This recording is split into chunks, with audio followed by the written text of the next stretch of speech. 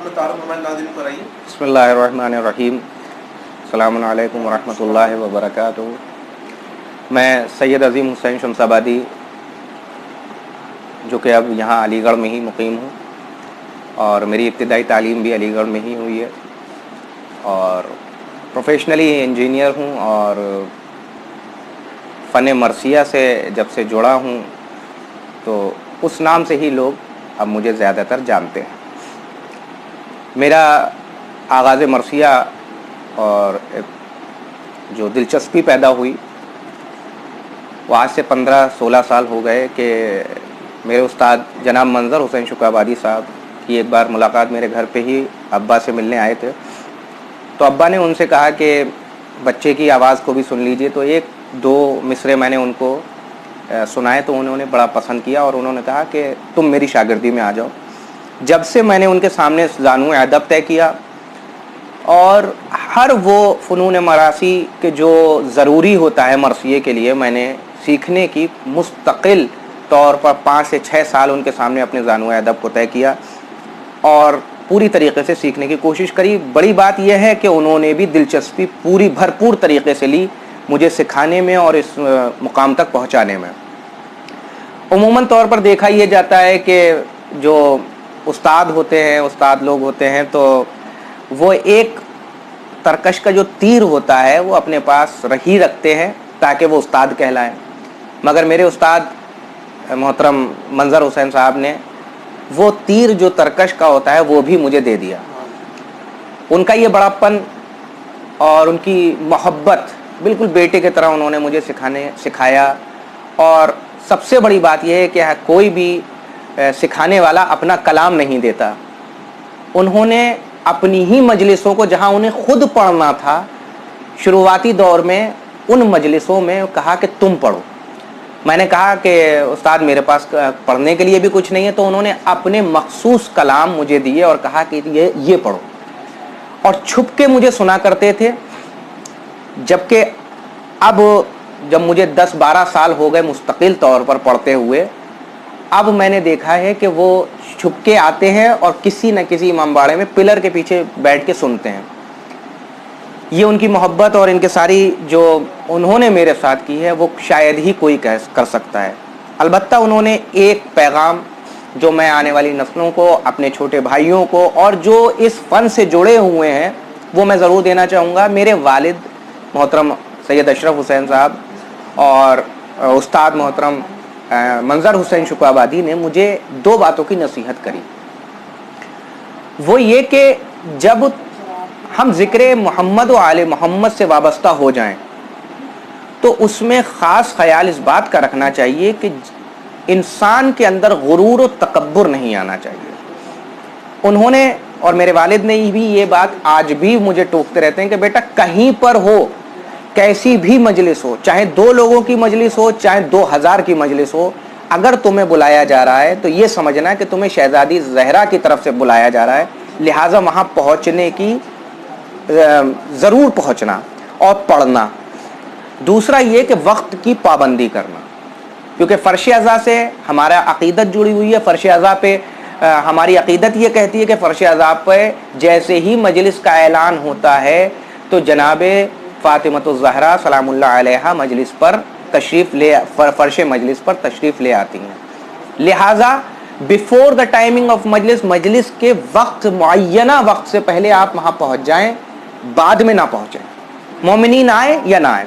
तीसरी बात जो उन्होंने मुझे समझाई कि एक आदमी भी अगर आपके सामने ना हो तब भी आप ऐसे ही पढ़िएगा कि जैसे आप 10,000 के सामने पढ़ रहे हैं। क्यों? कि आपको ये नहीं लगना चाहिए कि कोई सुन रहा है या नहीं सुन रहा, बल्कि ये देखिए कि आपके सामने मलाइका मौजूद हैं, फरिश्ते मौजूद हैं, अंबिया मौजूद हैं, सरदार अंबिया मौजूद है, ख़ुद जनाब फ़ातिमतुज़ ज़हरा मौजूद है। तो मुझे आज मैं 1 साल हो गया कि वो जब से दिल्ली हैं, मुझे उनकी बहुत याद आती है, और आज ही मेरी बात हुई। और मैं तमाम मोमिनीन से, देखने वालों से गुजारिश करता हूँ कि उनकी सेहत याबी के लिए सभी लोग दुआ करें। ये बताइए हमारे नाज़रीन को कि इंडियन आर्ट कल्चर और तहज़ीब तमद्दुन से मरसिए का फ़न से जुड़ा हुआ है। मरसिए का फ़न इंडियन हिंदुस्तानी कल्चर, रस्म व रिवाज से पूरी तरीके से, बल्कि भरपूर तरीके से जुड़ा हुआ है। मीना कुमारी जिन्होंने अपने मरसिए बहुत ही गमंदो और बहुत ही वसी पैमाने पर अपने मरसिए कहे, ऐसे ही चिकबस्त ने अपने मरासियों में इमाम हुसैन की शहादत का इस तरीक़े से ज़िक्र किया है कि पढ़ने वाले की आंखों में अगर संग दिल भी होगा तो उसकी आंखों में आंसू आ जाएंगे। कल्चर से यूँ जुड़ा हुआ है कि मीर अनीस अल्लाह मकामहू ने जो मरासिए शहादत इमाम हुसैन और मज़लूमियत इमाम हुसैन और असीरिये अहले हरम पर तहरीर किए हैं, उसमें हिंदुस्तानी रस्म व रिवाज की झलक भरपूर तरीक़े से देखने को मिलती है। मेहंदी का तसव्वुर, शादी का तसव्वुर, सेहरे का तसव्वुर और कंगने का तसव्वुर और रोशनी का तसव्वुर, मशालों का तसव्वुर, ये सब हिंदुस्तानी रस्म व रिवाज से मुंसलिक है जो कि मरसिए के अंदर देखने को मिलता है। और ये इसलिए डाला गया इसमें ताकि सुनने वाले, क्योंकि सुनने वाला क्या होता है कि अपने रस्म व रिवाज से मुंसलिक होता है, जब उसी चीज़ को वो महसूस करेगा कि करबला में भी ऐसा हुआ है तो उसकी आंखों में आंसू आएंगे। लिहाजा मीर अनीस अल्लाह मकामहू, मीना कुमारी, चिकबस्त नारायण और दीगर मरासिगों ने हिंदुस्तानी तहजीब व तमद्दुन को मरसिए के अंदर भरपूर तरीक़े से नशर किया और डाला है। दौरे हादिर में जहाँ पर उर्दू ज़बान अपनी जमाल पजीर मंजिल तय कर रही है, तो क्या समझते हैं कि फ़न मरसिया खानी की उर्दू को फ़रोग़ कहाँ तक बहुत ज़रूरी है कि मरसिया खानी चूँकि एक बाकायदा, देखिए एक गज़ल है, गज़ल 2 शेर के अंदर पूरे मंज़र को बयान कर देती है। मरसिया 2 शेर में पूरे मंज़र को बयान नहीं करता, बल्कि पूरे बंद होते हैं। और मैंने दीगर किताबों में पढ़ा कि एक मरसिया गो ने एक मिसाल के तौर पर इमाम हुसैन अलैहिस्सलाम, जनाब अब्बास, जनाब हुर्र दिलावर के मुताल्लिक़ जब मरसिया कहने बैठे तो 200 बंद, 300 बंद का मरसिया कहा। तो इसमें कहने वालों के लिए सबसे बड़ी बात ये होती है कि एक तो कुशादा ज़मीन है कि आदमी बहुत कुछ कह सकता है, दूसरी ये कि बहुत सारी चीज़ें हैं, मंज़र हैं, शहादत है, रजस है और जंग है, रुखसती है और जनाजे का उठना और जनाजे का दफन होना, ये सब इसके अंदर शामिल है। खुसूसी तौर पर कि जब शायर कहने को बैठता है तो इससे मरसिए से उर्दू ज़बान को यूँ भी फ़रोग़ मिलता है कि इसके अंदर कहने वाले का दिमाग बहुत ज़्यादा वसी होता है, क्योंकि एक बंद में तो अपनी बात कह नहीं रहा, जितने ज़्यादा बंद कह सकता है उतनी ही उसकी फ़िक्र और ज़्यादा परवाज़ कर सकती है। तो लिहाजा मरसिया उर्दू ज़ुबान के लिए वाकई बहुत फ़रोग़ देने के लिए माना जाता है।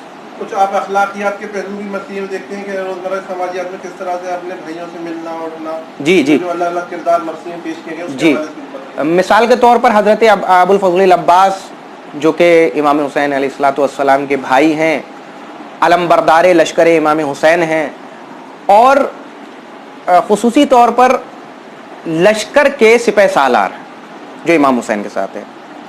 अगर अखलाकियात के पहलू से, नुक्ता नज़र से करबला को समझा जाए तो करबला शम्मे राह हिदायत है अखलाकियात के लिए, कि अगर इंसान को इंसानियत सीखनी है तो करबला को पढ़ ले, करबला को समझे। इसलिए क्योंकि जनाब अब्बास के किरदार को और इमाम हुसैन अलैहिस्सलाम के दरमियान जो भाईचारगी का जो सबक करबला देती है, वो इंसान के सीखने के लिए एक आइडियल नमूना है कि भाई को भाई से किस तरीके से उनसियत होती है, दूसरा एक गुलाम को आका से किस तरीके से उनसियत होती है, किस तरीके से गुलाम अपने आका की इताअत करता है। ज़रूरी नहीं है कि आका अपने मुंह से कहे तब गुलाम काम करे, नहीं, आका के चेहरे को देख कर कि मेरे आका कब क्या चाहते हैं और गुलाम वो कर दे। तो ये है मंजिलत गुलाम और आका। दूसरी चीज़ भाई और बहन की मोहब्बत। جناب زینب سلام اللہ علیہ اور امام حسین علیہ السلام کی، جناب حر دلاور جو کہ ابھی تک 9 محرم صبح عاشور تک یزیدی لشکر کے سپہ سالار ہیں، کمانڈر ہیں ایک دستے کے، حر دلاور، لیکن جب انہیں احساس ہو جاتا ہے کہ میں خطا پر ہوں اور امام حسین کا مجھے ساتھ دینا چاہیے، تو جب جناب حر ادھر آتے ہیں تو یہ جو راستہ جناب حر نے طے کیا یزیدی لشکر سے امام حسین کے لشکر تک، یہ حر کی زندگی میں، حر جو کہ لعنت اللہ علیہ ہے، اب ادھر آ کے علیہ السلام بن جاتا ہے۔ کیوں؟ یہ اخلاقیات کا پہلو کہ کس طریقے سے انسان ظلمات سے نکل کر نور کی طرف آتا ہے۔ پھر جناب حر کا آنا کہ اپنی غلطی پر نادم ہو کر کے کس طریقے سے معافی طلب کی جاتی ہے، تو جناب حر نے اپنے ہاتھوں کو پسے پشت باندھا، باندھنے کے بعد آنکھوں پہ پٹی باندھی اور غلام کی طرح آئے، اور اس طریقے سے آئے کہ ایک گنہگار ہے، اور امام حسین علیہ السلام کے پیروں پر اپنے سر کو رکھ دیا اور کہا کہ مولا کیا میری غلطی معاف ہو سکتی ہے؟ اب یہاں سے امام حسین کے کردار کو آپ دیکھیے کہ امام حسین علیہ السلام وہ حر کہ جس کی وجہ سے امام حسین، ان کے گھر والے، ان کے بچے، ان کے انصار و اقربا اس مصیبت میں گرفتار ہوئے ہیں کہ بیابان جنگل میں دریا سے دور خیمے، 7 محرم سے پانی ختم ہو گیا، 4 محرم سے پانی پہ بندش ہے، اور بچے علاتش کر رہے ہیں، پیاس کے مارے سب بے حال ہیں، لیکن جب حر آتا ہے تو امام حسین اپنے سینے سے لگا لیتے۔ یہ اخلاقیات ہمیں اگر دیکھنے کو ملتی ہے تو کربلا میں ملتی ہے۔ بہت سارے پہلو ہیں، میں کہاں تک آپ سے اس کا ذکر کروں۔ کیا یہ بتائیے کہ موسیقی کا بھی کچھ اس میں؟ جی، موسیقی کا رول مرثیے کے اندر بہت زیادہ ہے، بس اس میں موسیقی اور مرثیے کے اندر ریلیشن اتنا ہے کہ انسان سن کے بے حواس نہ ہو جائے، بلکہ اس کے دل پہ چوٹ لگے، ایسی طرز، ایسی موسیقی، ایسی لہن میں انسان پڑے کہ مدہوش نہ ہو، انسان کے طرز میں مدہوش ہو جائے، لہن میں مدہوش ہو جائے، بلکہ بس صرف اس کے دل میں درد ہو اور آنکھوں سے آنسو نکلے۔ تو انسان کو اتنا راگ اور اس کے اندر نہیں جانا چاہیے، کیونکہ پھر وہ انسان کو مدہوش کر دیتا ہے، جو کہ اسلام میں منع ہے۔ اسلام میں جتنی ضرورت ہے اتنا ہی کرنا چاہیے۔ آخر میں کچھ ہمارے ناظرین کے کوئی مخصوص کلام آپ کو پیش کیجیے۔ جی، میں پیش کرتا ہوں زہیر سلطان پوری صاحب کے ایک کلام کے 2 شعر۔ کس قدر سوکھے گلوں کا رن میں حملہ ہو گیا، کس قدر سوکھے گلوں کا رن میں حملہ ہو گیا، خنجروں کو جان سے جانے کا خطرہ ہو گیا،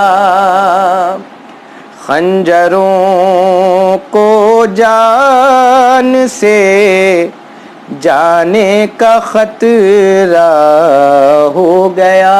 اور حاصل کلام شعر۔ اس لیے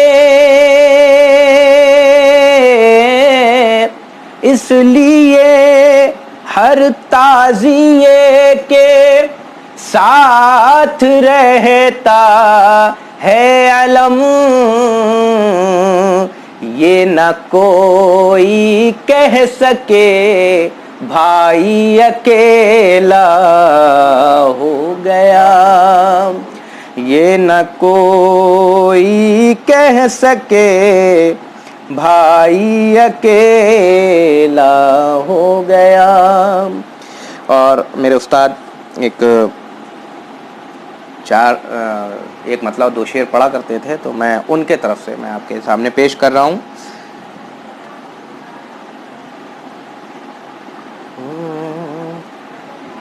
فوج ستم کا توڑ کے پہرا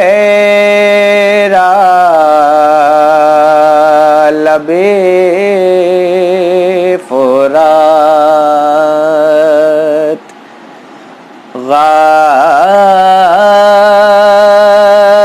غازی ٹہل رہا ہے اکیلا لبے فرات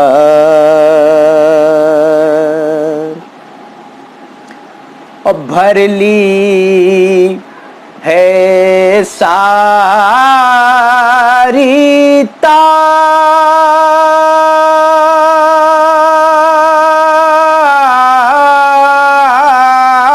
تازگی پیاسے نے مشک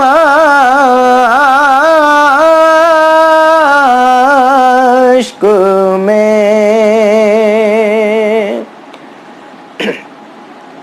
اب خشک ہی رہیں گے ہمیشہ لبے فرات اور بیٹھی ہے بال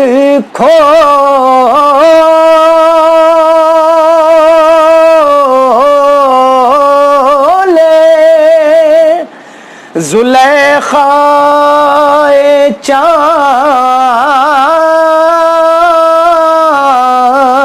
چاندنی